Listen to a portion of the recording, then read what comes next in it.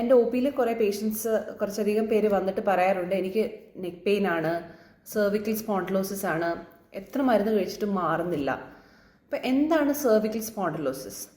അപ്പോൾ നമ്മുടെ കഴുത്തിനെ ബാധിക്കുന്ന ഒരു തേയ്മാനം അല്ലെങ്കിൽ ഡീജനറേഷൻ, ഏജ് റിലേറ്റഡ് ആയിട്ടുള്ള ഡീജനറേഷനെയാണ് സെർവിക്കൽ സ്പോണ്ടിലോസിസ് എന്ന് പറയുന്നത്. സാധാരണ ഒരു 60 വയസ്സ് പ്രായം കഴിഞ്ഞവരിലാണ് ഇത് സാധാരണയായിട്ട് കാണുന്നത്. നമ്മുടെ ഏജിങ്ങിൻ്റെ പ്രായം അനുസരിച്ചിട്ടുള്ള ഡീജനറേഷൻ അല്ലെങ്കിൽ തേയ്മാനം കൊണ്ടാണ് മിക്ക ആൾക്കാരിലും ഈ സെർവിക്കൽ സ്പോണ്ടിലോസിസ് വരുന്നത്.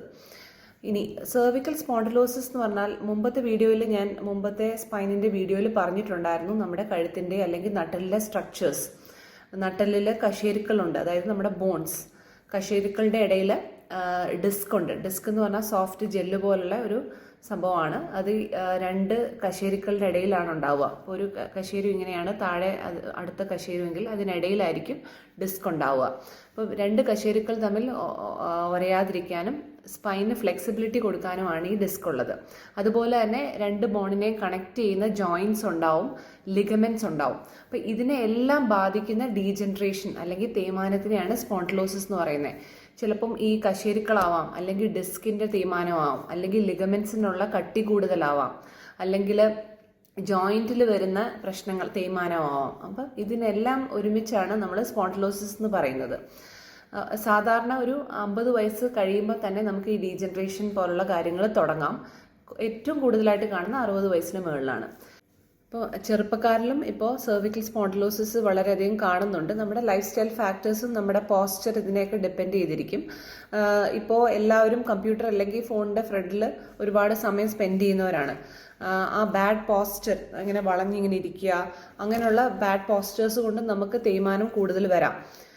പിന്നെ കഴുത്തിൻ്റെ ഭാഗത്തുള്ള നട്ടലും നമ്മുടെ ലോവർ ബാക്കിൻ്റെ നട്ടലുമാണ് കുറച്ചധികം ഫ്ലെക്സിബിൾ. ഏറ്റവും കൂടുതൽ റേഞ്ച് ഓഫ് മോഷൻ ഉള്ളത് ഈ 2 ഭാഗത്തിനാണ്.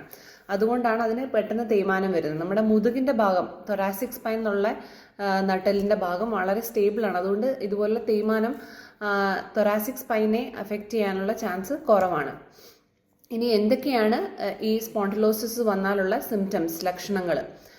കഴുത്ത് വേദന, കയ്യിലോട്ട് വേദനയോ തരിപ്പോ ഇറങ്ങുക, അത് 2ാമത്തെ സ്റ്റേജ്, റാഡിക്കുലോപ്പതി എന്ന് പറയും. അപ്പം കഴുത്ത് വേദന മസിൽ സ്പാസം കൊണ്ടും വരാം.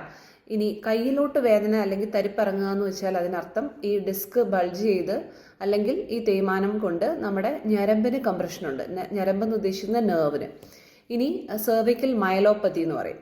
അത് 3ാമത്തെ ഒരു ഗ്രേഡ് എന്ന് വേണമെങ്കിൽ പറയാം. അതായത് ഈ തേയ്മാനം അല്ലെങ്കിൽ ഡിസ്ക് ബൾജ് നമ്മുടെ സുഷുമ്ന നാഡിയെ കൊള്ളുമ്പോഴാണ് നമ്മൾ സെർവിക്കൽ മയലോപ്പതി എന്ന് പറയുന്നത്. അപ്പം നെക്ക് പെയിൻ ഉണ്ടാവാം, റാഡിക്കുലോപ്പതി അതായത് കയ്യിലോട്ട് വേദന ഇറങ്ങുന്നതാവാം, അല്ലെങ്കിൽ സുഷുമ്ന നാഡിയെ കൊള്ളുന്ന അവസ്ഥ വരാം. സുഷുമ്ന നാഡിയെ കൊള്ളുന്ന അവസ്ഥ ഒരു സർജറി ചെയ്യേണ്ട ഒരു കണ്ടീഷനാണ്. കൈകാലുകൾക്ക് ബലക്ഷയം വരാം, പിന്നെ മൂത്രം ഒഴിക്കാനുള്ള പ്രശ്നങ്ങളൊക്കെ വരാം. അപ്പോൾ മയലോപ്പതി അതായത് സുഷുമ്ന നാഡിയുടെ കംപ്രഷൻ സർജിക്കൽ ഒരു കണ്ടീഷനാണ്, സർജറി ചെയ്യേണ്ട കണ്ടീഷനാണ്. അപ്പോൾ ഇതിനെ എങ്ങനെയാണ് നമ്മൾ പ്രിവെൻറ്റ് ചെയ്യുക അല്ലെങ്കിൽ ട്രീറ്റ്മെൻറ്റ്? പ്രിവെൻറ്റ് ചെയ്യുക എന്ന് പറഞ്ഞാൽ കറക്റ്റ് പോസ്ചർ കറക്ഷൻ ചെയ്യുക, വിറ്റമിൻ ഡി അല്ലെങ്കിൽ കാൽഷ്യം ഡെഫിഷ്യൻസി അങ്ങനെ എന്തെങ്കിലും ഉണ്ടെങ്കിൽ കറക്റ്റ് ചെയ്യുക, ഒരുപാട് വെയിറ്റ് എടുക്കാതിരിക്കുക, പിന്നെ അങ്ങനെയുള്ള കാര്യങ്ങളാണ്. പിന്നെ ഏജ് റിലേറ്റഡ് ആയിട്ടുള്ള പ്രിവെൻഷൻ ഡീജനറേഷൻ നമുക്ക് പ്രിവെൻറ്റ് ചെയ്യാൻ ബുദ്ധിമുട്ടായിരിക്കും. അപ്പോൾ 60 വയസ്സ് 50 വയസ്സ് കഴിഞ്ഞ മിക്ക ആൾക്കാരിലും ഈ ഡീജനറേഷൻ സെറ്റ് ചെയ്യും. പിന്നെ കുറച്ചൊക്കെ ഒരു ജനറ്റിക് ഫാക്ടേഴ്സ് ഉണ്ട് ഇതിൽ. അങ്ങനെ പല കാരണങ്ങൾ കൊണ്ട് അങ്ങനെ ഡീജനറേഷൻ, നമ്മൾ ലേറ്റ് ഏജിലുള്ള ഡീജനറേഷൻ നമുക്ക് പ്രിവെൻറ്റ് ചെയ്യാൻ ബുദ്ധിമുട്ടായിരിക്കും. പക്ഷേ ഏർലി ഏജിലുള്ള കാര്യങ്ങൾ നമ്മൾ ഇതുപോലെ പോസ്ചർ കറക്ഷനും കാര്യങ്ങളും കൊണ്ട് നമുക്ക് പ്രിവെൻറ്റ് ചെയ്യാൻ പറ്റും.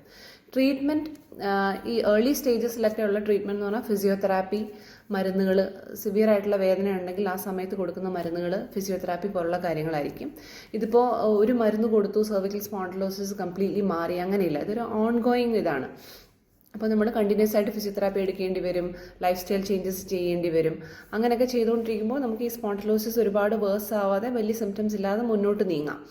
ഇനി റാഡിക്കുലോപ്പതി അതായത് കയ്യിലോട്ട് വേദനയും തരിപ്പും ഇറങ്ങുന്നുണ്ടെങ്കിൽ തീർച്ചയായിട്ടും MRI എടുത്ത് നോക്കേണ്ടി വരും. നെർവ് അല്ലെങ്കിൽ ഞരമ്പിന് കംപ്രഷൻ ഉണ്ടോ എന്നറിയാൻ. ഞരമ്പിന് കംപ്രഷൻ കാര്യമായിട്ടുണ്ടെങ്കിലോ, കൈകാലുകൾക്ക് തരിപ്പ് ബലക്ഷയം ഉണ്ടെങ്കിലോ, സുഷുമ്ന നാഡി കൊള്ളുന്നുണ്ടെങ്കിലോ തീർച്ചയായിട്ടും സർജറി പോലുള്ള കാര്യങ്ങൾ ചെയ്യേണ്ടി വരും. അങ്ങനെയുള്ള കേസസിൽ മരുന്നുകളോ ഫിസിയോതെറാപ്പിയോ വർക്ക് ചെയ്യത്തില്ല.